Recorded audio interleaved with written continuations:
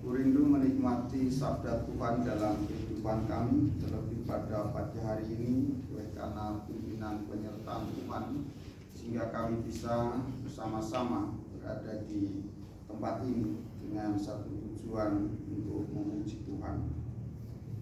Kami juga rindu untuk membaca firman Tuhan. Kiranya firman Tuhan yang akan kami baca menjadi rema dalam kehidupan kami.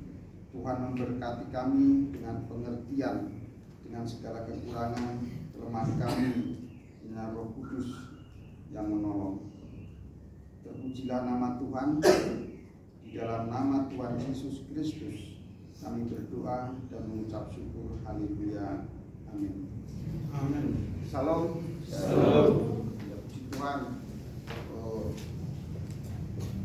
Pak Enos memberikan tema kepada saya, wajar dan tidak wajar. Nah, karena memang isi dunia ini selalu berpasang-pasangan. Kalau ada yang wajar, ada yang tidak wajar. Cuman saya belum paham sepenuhnya kewajaran di bidang apa dan ketidakwajaran di bidang apa. Kalau jam EMS Infokus mati wajar atau tidak? Pak Enos, wajar ya? Wajar manusia, karena itu bisa wajar. Kalau orang Kristen tidak pernah berdoa, wajar tidak? Tidak wajar. Karena wajarnya kalau orang Kristen itu berdoa. Kalau orang Kristen membenci, orang Kristen dendam, orang Kristen sakit hati, itu wajar? Tidak wajar. Tidak wajar. Tetapi sewajarnya orang Kristen itu harus mengasihi. Nah, kasih selalu dilambangkan dengan gambar hati ya. Gambar hati. Atau memang dari awalnya siapa yang menemukan dan siapa yang merekomendasikan kasih itu dilambangkan sebagai dalam gambar hati? Ada mahasiswa yang pernah membaca atau mendengar, kenapa kok lambangnya mesti hati? Kenapa enggak baut? Kan baut lebih kenceng. Jadi kasih supaya kenceng. Ada yang pernah mendengar atau membaca kenapa mesti lambangnya itu hati? Saya juga tidak tahu. Tapi pernah saya membaca kenapa itu gambar hati. Itu sebenarnya awalnya bukan hati, tetapi gambar bunga yang sejenis adas-adasan yang disebut yang dinamakan pohon beliun kalau tidak salah, yang berasal dari Yunani. Dan itu kehebatannya semua pohon itu mulai dari daun, akar, bunga, bahkan seluruh keberadaan pohon itu sangat berfungsi. Nah, untuk mengobati segala macam penyakit kan. Tetapi sekarang pohon itu sudah nggak ada lagi. Itu saya pernah mendengar seperti itu, tapi nggak tahu kebenarannya seperti apa. Nah, kalau orang Kristen itu sewajarnya haruslah mengasihi. Sehingga kalau orang Kristen tidak mengasihi berarti tidak wajar. Ini saya juga pesan saya di WA juga karena tadi saya pakai flash disk ternyata tidak jalan. Nah, kita baca 1 Korintus 13. Ini bacaan yang sangat familiar.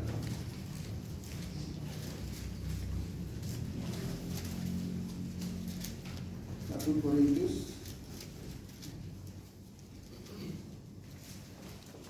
pasal 13 ya, kasih mulai ayat berapa? Ya, 1 Korintus 13 mulai ayat 1 ya, sampai ayat ya, ke 10. 1 Korintus 13 ayat 1 sampai 10 ya. kita membaca secara bertanggapan atau responsoria. Saya ayat yang ganjil, Bapak Ibu Saudara ayat yang genap. Saya akan mulai dari ayat yang pertama, cukupnya di judul kasih. Sekalipun aku dapat berkata-kata dengan semua bahasa manusia dan bahasa malaikat, tetapi jika aku tidak mempunyai kasih, aku sama dengan gong yang berkumandang dan canang yang gemerincing. Sekalipun aku mempunyai karunia untuk bernubuat dan aku mengetahui segala rahasia dan memiliki seluruh pengetahuan, dan sekalipun aku memiliki iman yang sempurna untuk meninggalkan gunung, tetapi jika aku tidak mempunyai kasih, aku sama sekali tidak berguna. Dan sekalipun aku membagi-bagikan segala sesuatu yang ada padaku, bahkan menyerahkan tubuhku untuk dibakar, tetapi jika aku tidak mempunyai kasih, sedikit pun tidak ada faedahnya. Kasih itu sabar, kasih itu murah hati, ia tidak cemburu, ia tidak mengharapkan diri dan tidak sombong. Ia tidak melakukan yang tidak sopan dan tidak mencari keuntungan diri sendiri. Ia tidak pemarah dan tidak menyimpan kesalahan orang lain. Ia tidak bersukacita karena ketidakadilan, tetapi ia bersukacita karena kebenaran. Ia menutupi segala sesuatu, percaya segala sesuatu, mengharapkan segala sesuatu, sabar menanggung segala sesuatu. Kasih tidak berkesudahan, nubuat akan berakhir, bahasa akan berhenti, pengetahuan akan benar. Sebab pengetahuan kita tidak lengkap dan nubuat kita tidak sempurna. Tetapi jika yang sempurna tiba, maka yang tidak sempurna itu akan benar. Ya, sampai di situ pembacaan kita. Jadi kasih merupakan inti kehidupan orang Kristen, dan kasih itu endingnya adalah memberi. Kasih itu endingnya memberi. Apa yang bisa kita beri itu adalah tanda daripada kasih kita. Sehingga hal yang sangat luar biasa pun, apabila di dalam diri kehidupan orang percaya tidak ada kasih, maka itu dikatakan tidak berguna. Bahkan di sini memakai bahasa yang begitu hiperbol. Sekalipun aku dapat berkata-kata dengan semua bahasa manusia dan bahasa malaikat. Ada yang pernah mendengar bahasa malaikat? Bahasa malaikat seperti apa, Pak Manti? Belum pernah. Bahasa malaikat. Bahasa malaikat. Bahasa malaikat. Ada yang pernah berkomunikasi dengan malaikat?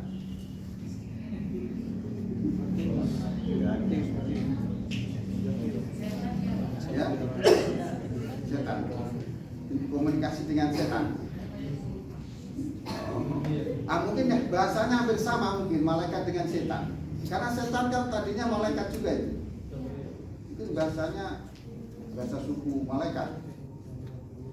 Nah, artinya bahwa hal yang luar biasa, yang spektakuler, yang sangat diagung-agungkan ada, tetapi jika tidak didasari atau tidak ada kasih, itu tidak menjadi spektakuler lagi di dalam umat Kristen. Karena semua harus berdasarkan kasih. Bahkan bahasa malaikat pun bisa kalau nggak ada kasih, nggak ada gunanya. Coba nanti di parsing eksegesa bahasa malaikat itu yang kayak apa, kan? Supaya nanti kita bisa belajar bahasa malaikat. Karena nanti di surga kita kumpul malaikat, kan? Di surga kita kumpul malaikat, Pak Inon. Penghuni surga salah satunya malaikat. Jadi di sana komunikasi dengan malaikat. Kalau malaikat bisa bahasa manusia gitu kan. Manusia belum tentu bisa bahasa malaikat. Nah, jadi Jadi kalau nanti di surga suatu saat mungkin ada jadwalnya, ini hari ini jadwalnya bahasa malaikat, ya, harus tahu. Nah, artinya hal yang luar biasa, hal yang tidak terukur kehebatannya apabila didasari dengan kasih baru berguna. Mahasiswa yang punya lulusan cum laude nilainya A semua mungkin ya, A semua ya, pintar, ya, afektif kognitifnya pintar, tetapi apabila tidak ada kasih maka cum laude-nya berarti sia-sia. Oleh karena kasih adalah inti daripada kehidupan Kristen. Nah, karena kasih itu inti kehidupan Kristen, maka Tuhan Yesus mengajarkan bahwa kasih itu harus utama. Dan yang pertama, kasihilah Tuhan Allah. Dan yang kedua, kasihilah sesama. Yang sama dengan ini. Nah, kasih yang utama dan terutama adalah kasih sesama dan kasih Tuhan. Dan kalau orang Kristen memiliki kasih, artinya dia menjadi orang Kristen yang wajar. Tetapi kalau orang Kristen tidak ada kasih, berarti dia tidak menjadi orang Kristen yang wajar, tidak wajar. Jadi kalau ada orang Kristen di antara kita, kan, walaupun namanya tercantum seperti yang ada di Alkitab, kan, kalungnya salib, anting-antingnya salib, kan, ornamen kancing bajunya pun salib. Tetapi apabila tidak ada kasih, ya kancing baju itu boleh dibilang tidak cocok, tidak cocok, karena itu harus dalam bentuk kasih, karena itu yang pertama dan yang pertama. Nah, terus bagaimana orang itu bisa mengimplementasikan kasih itu? Karena kasih itu bukan masa lalu. Kasih itu bukan masa yang akan datang. Tetapi kasih itu adalah saat ini. Kalau yang sedang terjadi saat ini apa? Present tense ya, Pak. Present tense Pak nanti ya. Present tense. Kasih itu present tense. Artinya bukan masa lalu, bukan masa yang akan datang, tetapi hari ini, saat ini. Dan yang harus dilakukan hari ini, saat ini. Jadi kasih itu bukan sejarah. Dan kasih itu juga bukan ramalan. Tetapi kasih itu adalah sekarang. Jadi kalau orang mengatakan, aku mau mengasihi engkau ya nanti, aku akan mengasihi engkau ya tahun depan, atau aku dulu kan sudah mengasihi, bukan seperti itu. Karena kasih itu tidak masa lalu, kasih itu juga bukan masa depan, tapi kasih ini adalah hari ini, jadi saat ini. Jadi kalau apa yang kita lakukan saat ini, itulah kasih. Kalau dulu sudah dulu ya dulu kan. Jadi kasih itu adalah presiden yang mana harus dilakukan saat ini, dan itu menjadi sebuah kewajaran bagi orang Kristen. Jadi kalau orang Kristen itu mengasihi itu wajar, biasa, wajar. Tapi kalau orang Kristen tidak mengasihi itu tidak wajar. Artinya kita tidak berjalan sesuai dengan bahasa malaikat. Karena bukan bahasa Inggris, bahasa malaikat. Nah, jadi kasih yang Tuhan mau adalah kasih yang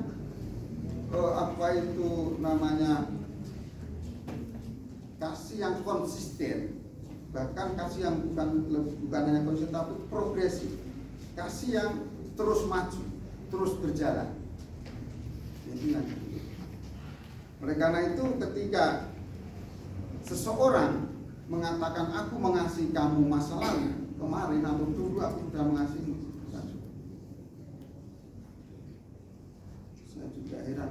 saya kok enggak kirim.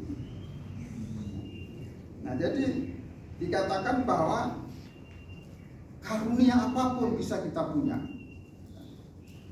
Karena semua orang diberi karunia. Orang percaya semua diberi karunia. Tidak ada orang yang tidak diberi karunia. Semua orang diberi karunia. Dan masing-masing bisa saja berbeda. Tetapi semua karunia bisa saja, banyak karunia bisa saja ada di dalam kehidupan kita. Tapi dikatakan bahwa apabila tidak ada kasih, sama sekali tidak berguna. Jadi, kalau mana si Jeffrey mana ada di situ. Ya. Jadi kalau Simon namanya, Simon itu tidurkan. Nah, kalau Simon itu punya banyak karunia. Salah satu karunianya adalah main bass. Ya Simon kan main bass karunia dia. Main bass. Mungkin melodi juga pintar. Mungkin yang lain juga pintar. Nah, mungkin bahasanya juga lengkap. Bahasa apapun bisa. Bahasa Inggris, bahasa Spanyol, bahasa termasuk bahasa roh bisa.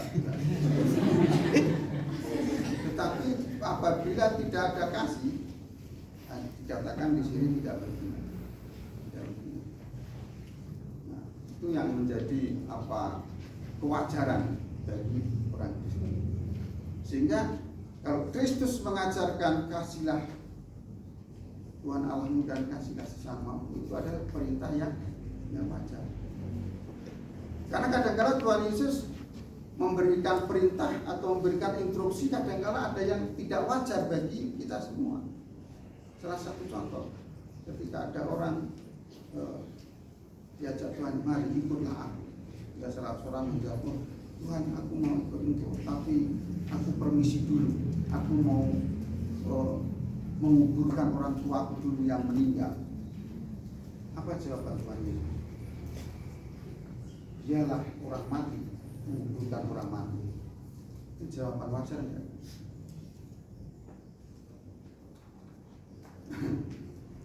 Kalau Pak Enos umpama ini, tapi bukan beneran ya, umpama dikabari orang tuanya meninggal, Bu Erni sebagai buket 3 atasannya menginstruksikan, Pak Enos hari ini kita harus mengadakan penelitian ke Kelurahan Balikambang.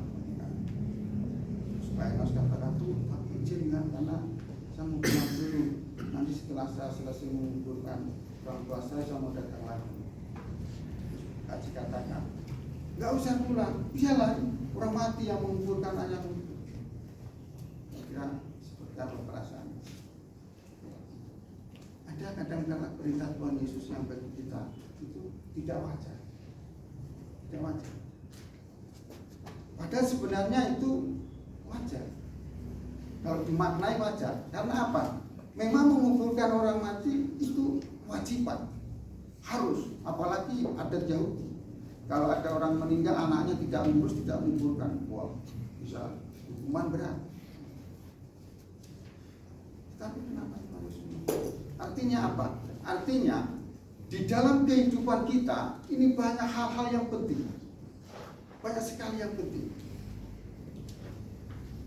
Dalam kehidupan kita banyak sekali yang kita anggap itu urgensi. Tapi ternyata ada yang paling urgensi sekali, yaitu mengubur. Karena mengubur orang mati penting, tapi ada yang lebih penting, yaitu sehingga ketika Tuhan Yesus mengatakan biarlah orang mati mengumpulkan orang mati yang itu dianggap tidak wajar, tetapi setelah dimaknai ternyata itu wajar. Karena dari segala sesuatu yang penting ada yang lebih penting, yaitu mengasihi Tuhan. Dan itu merupakan perintah Tuhan Yesus yang dinyatakan dalam bahasa yang mungkin verbal. Karena apa? Karena sepertinya kesannya tidak wajar, tapi itu sangat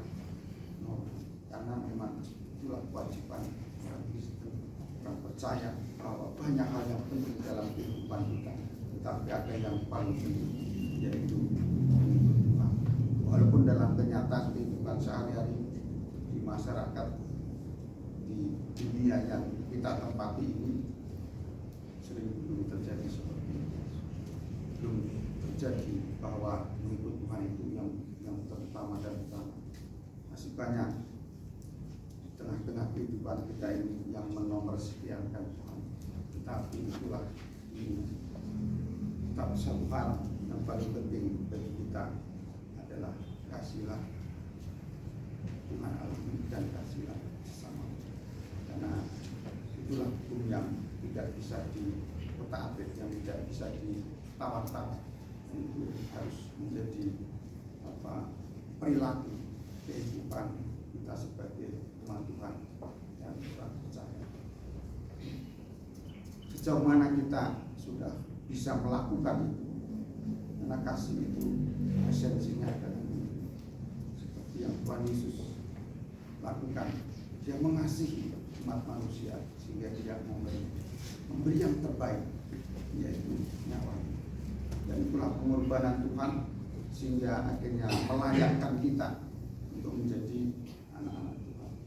Yang disebut kita sebagai umat raja, umat pilihan Tuhan.